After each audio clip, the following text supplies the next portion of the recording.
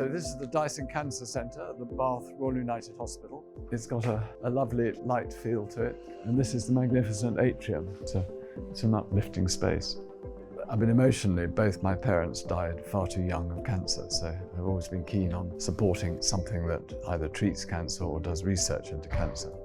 And Bath desperately needed a new cancer hospital. This is a state-of-the-art facility designed by patients, staff, carers, really to enhance the care that we can offer to cancer patients. And let's not forget, this is an area of 500,000 people. We cover many, many counties around us.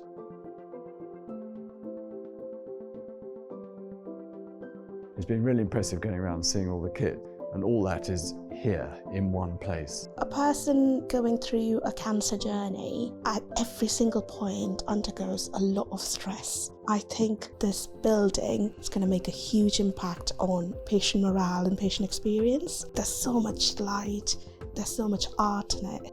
You come in, you're in a space that calms you down. It's something that's been in development for the whole time that I've been here at the RUH. It was very necessary at that time, it's incredibly necessary now. We've done the very best that we can, but actually now we've got the opportunity to make a much better environment for our patients. Being surrounded by nature, being able to look out and see trees and fields, see the sky, has a huge impact on our well-being. So knowing that someone can be having those lovely views while, say, on the ward, it will improve patients' experience. What has been developed in combination with the James Dyson Foundation builds on a long-standing relationship that we have had.